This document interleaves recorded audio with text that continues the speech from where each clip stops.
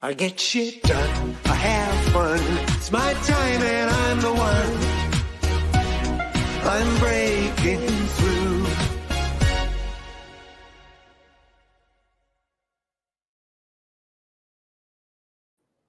Hello and welcome to another episode of the Business Renovator. I'm your host, Coach Phil. But enough about me. We're going to be diving into how to unleash the power of fear, the secret to success and happiness. My guest is an expert in that field, lived it, owns it, and coaches and teaches and facilitates on it, and has written several books and has a lot of great information. We only have 30 minutes to extract as much as we can from her wonderfulness. But in the meantime, thanks for being here. If you're seeing us live, thanks. If you're watching this on a replay, remember hashtag replay. Let us know where you're watching us from. If you have a question live or on a replay, please send it our way, or an idea of what we can do to make the episodes even more impactful. We're all about helping individuals take small incremental improvements so that their life is the life they thought they were going to live when they first started dreaming and planning what it could be. And fear is one of the things that gets in the way of a lot of people. So our expert today is going to share some information on that. I have a shameless plug, though. I'm going to share it right now.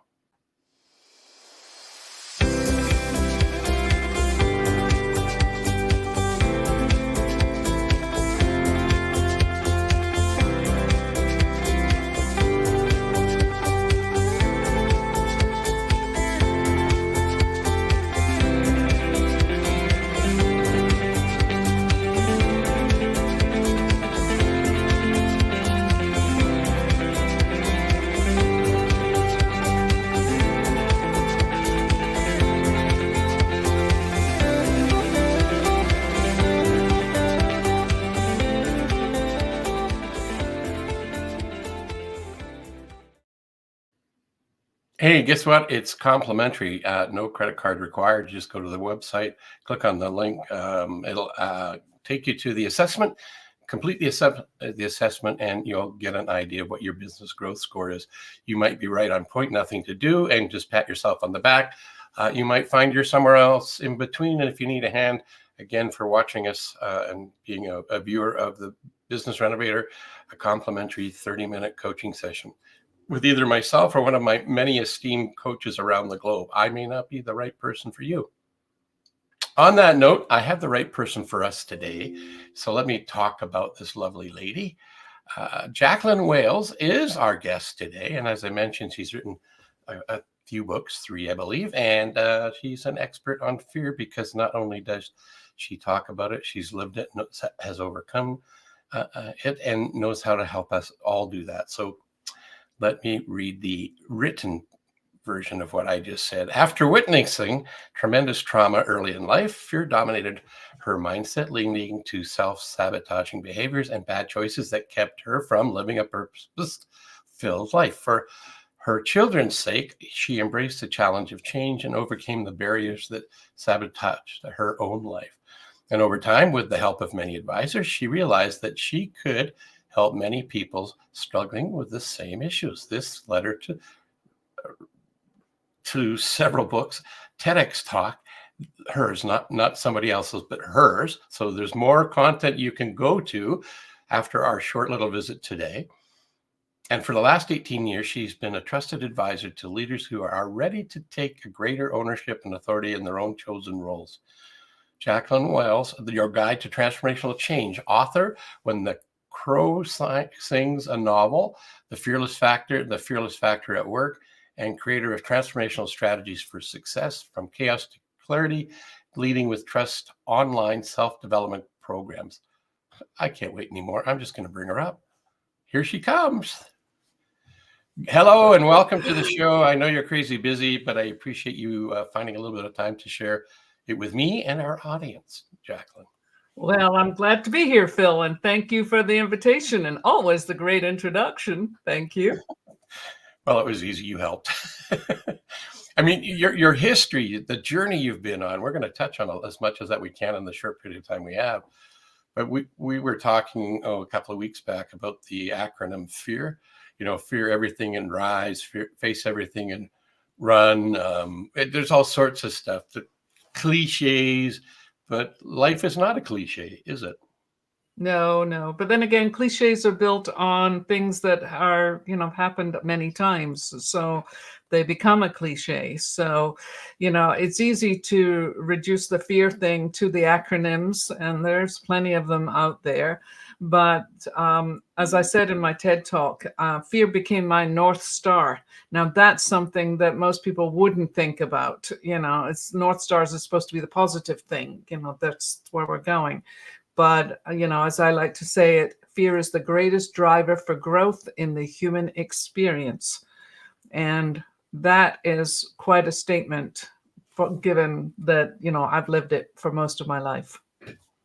That is quite a statement. But like I said in the introduction, you are a guru. You're an expert. It's not read out of a book. You maybe studied books, but you've lived it and you've changed it and you've adapted and adopted. And now, well, not just now, for many years, you've been sharing your experience and helping other people, by the sounds of it, break through their own limiting fear walls, whatever those look like for people. That's what you've been up to. Yeah, I mean, I think fear is something everybody has to some degree. Even people who tell me that they don't have fears. And then I say to them, well, have you ever had a time when you were anxious, overthinking things, worrying about outcomes of the future? And of course, everyone has that going on in their lives. But my primary take on fear is this: it is simply the stories we tell ourselves. Fear is related to the uncertainty, the insecurity, the lack of self-worth, the sense I'm not good enough, not worthy, not deserving. And there's a lot of people who struggle with those particular issues. And I went through all of them at some point in my life. And I've been around this planet now for a good 7 decades. So I've had lots of reasons to take a hard look at this stuff and figure out how to do it differently. I couldn't write fast enough. There's a lot of things in that phrase that actually resonate with me. One of the things I have on one of my whiteboards is right on the top. It says the stories we tell ourselves. That's to remind me, what am I telling myself? Is it moving me towards who I want to be or holding me back from what I'm afraid to be? It's interesting.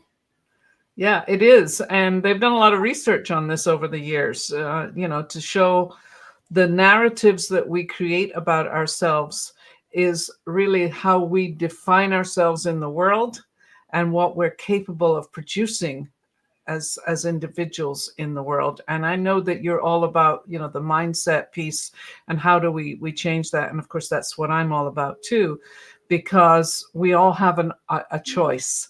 We can change our thinking if we are willing to take the journey of looking ourselves in the mirror and saying, what's that about? Yeah. Do you find it's easy to do, or it takes,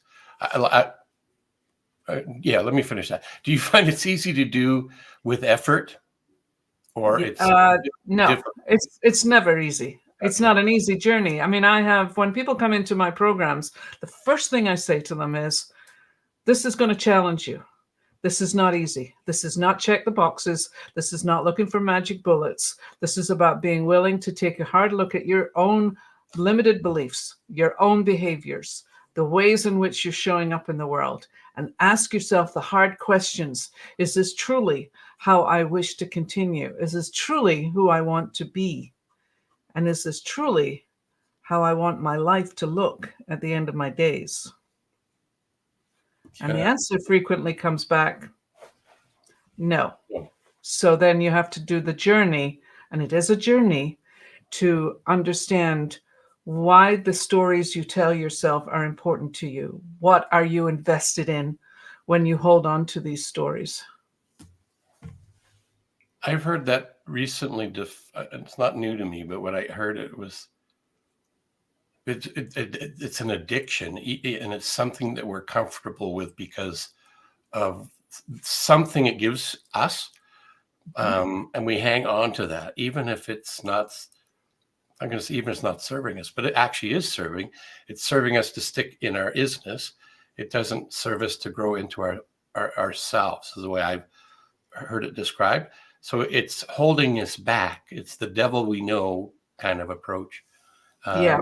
And And that's an interesting one, because I've used that one. I say people talk about it's better the devil I know than the devil I don't know. yeah. And I say, you like living in hell? Oh, I love your answer to that. Yeah. Yeah.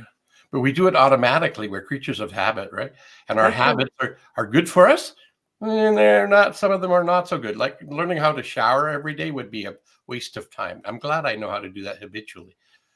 But the other ones that hold us back from living into our potential, those are the ones that I think are the one that stall people. Maybe not stop them, but stall. Well, we go into default mode. Yeah. We all operate on default mode. We're in it before we even know we're in it. And one of the things that I teach my clients is, when you find yourself back in an old habit that you're trying to change, notice it. Notice that you're back in the old track, that you're resetting the tracks. And if we think about, and I like to say it's a very kind of fundamental model, but if you think of the brain as full of rivulets, those rivulets are the trackings of how we think and how we behave. But if you're trying to change the track, you've got to create new rivulets. You've got to create new tracks that finally become embedded to the point where they become natural.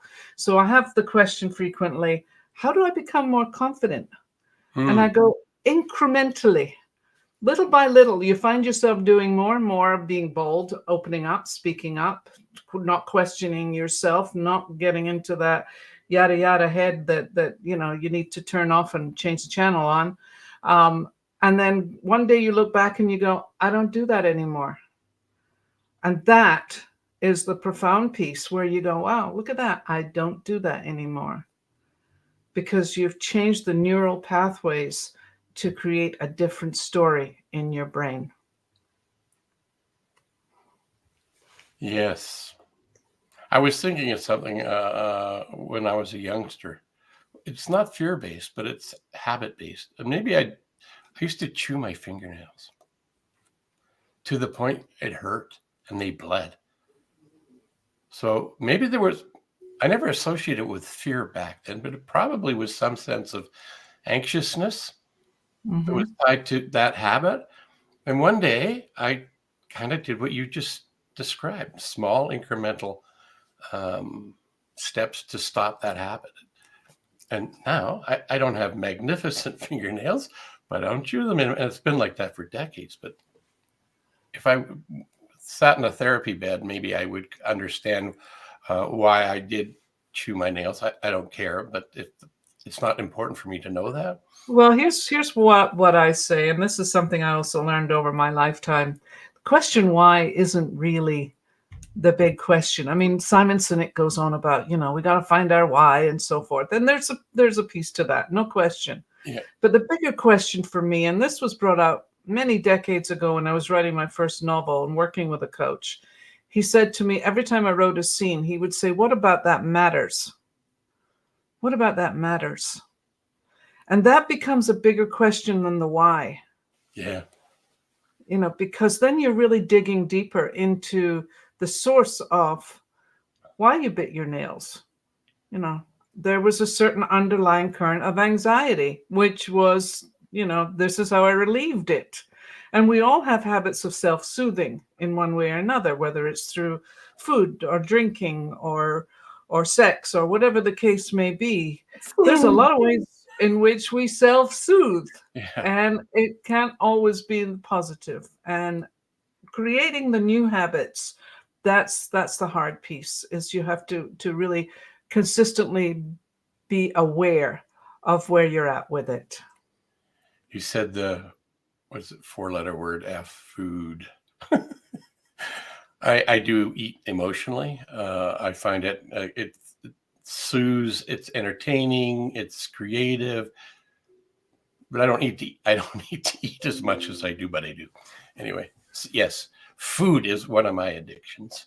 Not to the point where I am overweight, but yes, food. I like food. It's very soothing. Well, I like food too, so I'm right there with you. For me, I had to. I live in California, so we have to watch out on the wine stuff. But it's There is a piece. I mean, these are the habits that we have. You know, I mean, one of my greatest fears was that I was going to be an alcoholic like my father. And there was a time in my life when I definitely went to it. And people would ask me if I was on a suicide mission because it looked like I couldn't get it up. It was all fear-based. But I went into AA for 5 years and discovered that it wasn't about the drinking. It was about my thinking. It was the thinking that I could become an alcoholic. It was the thinking that I wasn't good enough. It was the thinking that somehow my father's words of I would never amount to much were true, and I was doing my damnedest to prove it. And that became another big piece of the, aha, look at that. 5 years in AA, and then you come out of there going, you don't have a drinking problem. You have a thinking problem. And that's pretty huge right there. Yeah, so it goes back to something you said earlier about the stories we tell ourselves. So in our thinking, that's our storytelling, isn't it? It is, absolutely. Yeah. I mean, when you think about it, your thinking creates the emotional reactions, which becomes the mental construct, shall we say. So as I mentioned in my TED talk, you know, the neurological reactions to the thinking sets off the amygdala, which is our primitive brain, which Right. then kicks into, you know, the thinking process, which is our executive function, which gets very foggy. And we are certainly not going to be able to make proper decisions for ourselves. And that becomes a critical issue also when you are sitting in fear and in uncertainty and insecurity. And of course, you know, the argument is made that uncertainty is actually something that is normal. Nothing is guaranteed in life, ever. And I don't care who you are and what you're doing. I totally believe this. There's nothing guaranteed in life. The uncertainty principle is very active.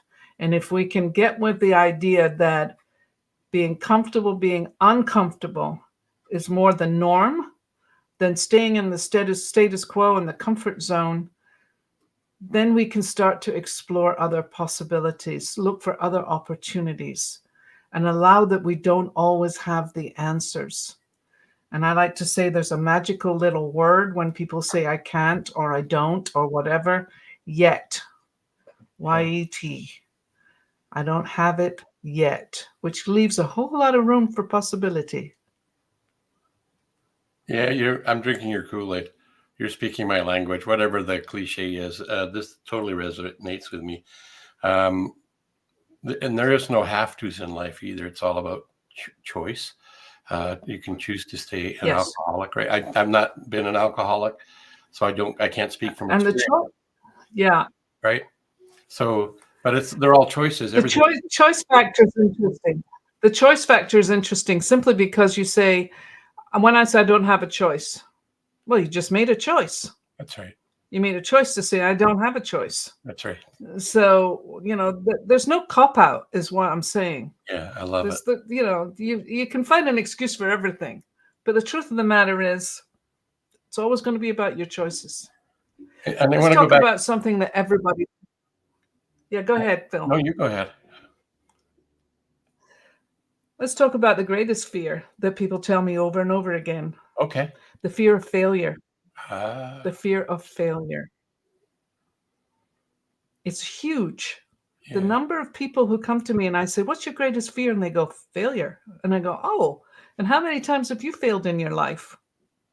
Yeah, probably a lot. How do you measure your success? By what I failed at. Okay, great. So if we think about the failure and we talk about fail forward and feedback, we talk about, you know, failing our way to success, you know, all of that. What is failure? It's a choice, a decision, or an expectation that didn't go the way you had planned. That's it. Yeah. Nothing else. It doesn't kill you for the most part. Yeah. I want to step back to there's no guarantees. I'm going to dispute that just a little bit. And I agree there's no guarantees that life is going to... The guarantee is we're all going to end. That's guaranteed. We're not... That one I will absolutely agree with. Yes. And maybe one other one is... an end point. That's right. That's the only one for sure. It's absolute. The other ones are, but I might even hang a hook on. There's no. You're guaranteed to if you stay in the zone of comfort and don't be okay with being uncomfortable, then the guarantee is you're going to underlive your life. That's a guarantee, because you're not stepping into your greatness. But those would be the only two guarantees that I know of. Yeah, I would say that's probably true. I mean, for the people who die and are on their deathbed and say, "I wish I had," I Yeah. wish I could have. I wish I had been more compassionate, more loving, more kind, whatever the case may be, it's a piece. And I think, I agree with you. These are the only two guarantees in life. If you don't move forward, if you don't take the chances, if you don't create more risks in your life, and here's my acronym for risk: respect your intentions and show courage. And it's a big one, Yeah, you know, because the other side of fear is courage. The absolutely. courage to say, I don't know. The courage to say, I don't want this.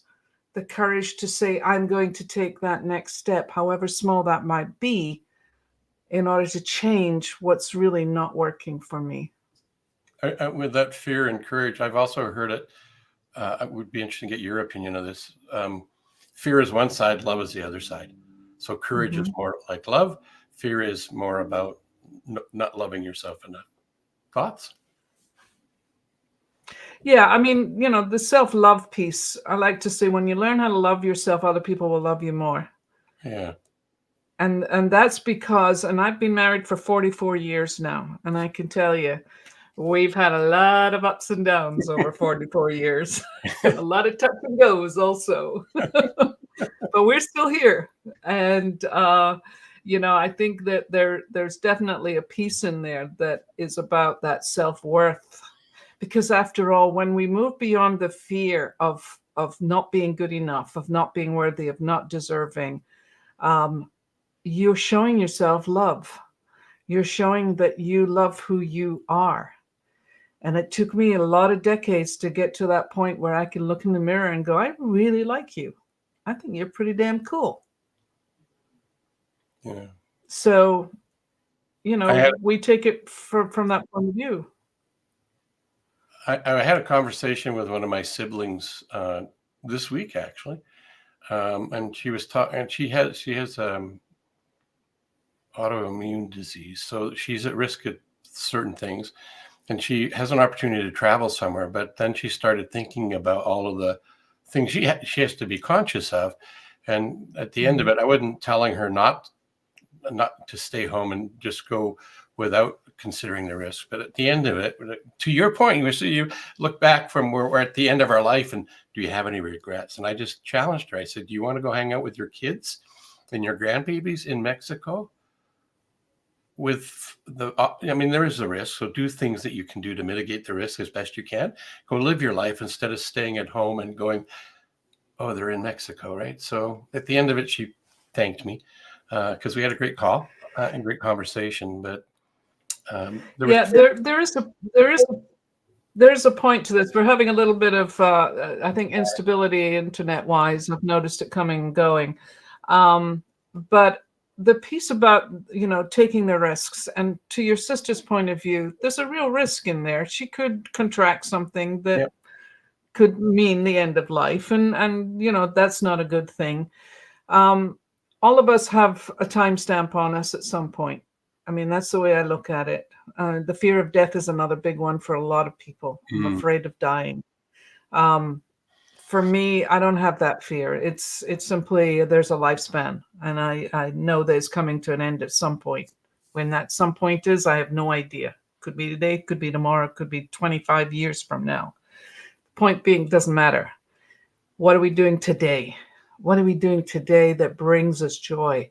What are we doing today that makes us feel like we're alive and we're actually doing something that matters? That becomes the driving force for me. And I'm sure it's the same for many others also. Yeah, I'm just looking over here to your website. My mouse is not playing right. Keeps jumping back to a different screen. I'm trying to share your content. Bear with me, everybody. Maybe I won't share it. Yeah, I'm going to bring it up, see what happens. Only because I looked at the clock, and one of the things I hate about my show is it ends. I mean, really enjoying our interaction and conversation. There's a lot of nuggets that you're sharing with us, and we're just scratching the surface is what I'm sensing. Yeah. But the good news is that for those who want to learn more about you, as soon as my mouth participates, I'm going to add it to the stream. So the first image we see up here is your website, and I'm going to make it a lot easier for our viewers to see how to get there. It's right there. It's pretty simple. It's your name, just like it says, but to make sure people can get there. Is there anything you want to tell us about this? Give yourself a promotional moment. Yeah, my programs essentially are created for companies who are really interested in investing in their employees to help them understand how to build their self-awareness, their emotional intelligence, be able to have better communication skills and confidence. I've got 4 programs. One is actually still in the works right now, but the 3 that are up there, we deal with anxiety and trust, and we also look at the entire scope of how do you build better self-awareness, self-worth in the individuals? Because when you can do that, you're going to create better employees and you're going to create better human beings. So the companies who invest in their employees are bringing me their groups, and I work with them, to develop those traits. It's a 6-month program. There's also some 4-week programs. And all of them are designed to really get people to dive deeply into self-reflection and develop the skills and insights necessary in order for them to perform at the highest levels. And that's really the key to all of it, not just at work, but in life in general. Yeah, perfect. Underneath your name, I love that tagline, that expression. The business renovator is maybe not quite as raw and real as what you are, but we are raw and real. And I don't apologize either, because there's times where I push the wrong button and get the wrong thing. And this is not pre-scripted. It's really a conversation with my guests like we're just having, and it goes everywhere and anywhere. And I love that. I can't even say it. Unapologetically raw and real. That's brilliant. So I'm going to share one more other place that they can connect with you. There's the address, but here's the site. Yes, it showed up.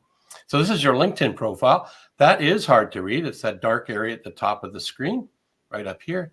But we have it down here to make it easy for people to connect, follow, and find out other information about you there, right? You can book calls, I believe, from there, book time with you. Contact information's there. Some of the featured articles and posts you've put are there. People can get to know you without spending a nickel, and find out even more about what we just scratched the surface on today. Anything you want to say about your... And we have lots and lots. Well, there's lots of content on there. And, I've also got a LinkedIn newsletter called Fearlessly Speaking, and they can certainly find lots more to think about. I definitely am very active on LinkedIn, and please, join, follow me, connect with me, do whatever you need to do. But I'd love to hear from you, and plenty to keep you occupied. Cool. And I did subscribe to your newsletter, so I look forward to the episode editions of that coming up. To help wrap this up and give people something to ruminate on, what's 1 or 2 things that you'd like to share with them? So I think we've been very clear today. Be mindful of the stories that you're telling yourself. Be willing to examine them, investigate, look at your assumptions, really get down into the nitty-gritty of where you're withholding, where you get stuck in self-doubt, where you don't speak up, where you don't make decisions easily, where you maybe procrastinate because it's easier to put off tomorrow because you you're not really clear on where you're going. But do the homework, do the work necessary to really dive in and get the help necessary, because we need sounding boards. That's the other thing. When you've got stories that you've been telling yourself for years, you need sounding boards who are willing to say to you, that might be BS, and you might want to do it differently. So that's number one. Number two is this: be really mindful of the internal dialogue that's going on in your head, the critical judge, the person that tells you you're no good, the person that tells you you're stupid, the person that blah, blah, blah. Examine that one also and ask yourself who started that conversation, because I'll guarantee you that 9 times out of 10, it wasn't you. It came from somebody else, but you took it on, you believed it, and it became yours. So again, examination all the way through. We got to examine what we're thinking, how we're behaving, and how it's serving us to our highest level. And if it's not, change it. Wow. That's a great way to end this episode of the Business Renovator. Thank you for being here. I'll see you shortly. Thank you. Well, I have no recap for that, because it was well recapped. If you didn't catch it all, catch the replay. There's a lot of great nuggets in here. Remember, there's no guarantees. And I'm going to add that be comfortable with being uncomfortable. That's a thing that I'm a big fan of. And I want to leave you with this. There it is. The you in wonderful represents you, because you're unique. So continue being your unique and wonderful self. Until next time, I'm Coach Phil on the Business Renovator. Have a wonderful rest of the week, and we'll see you shortly at another episode. I get shit done, I have fun. It's my time and I'm the one. I'm breaking through.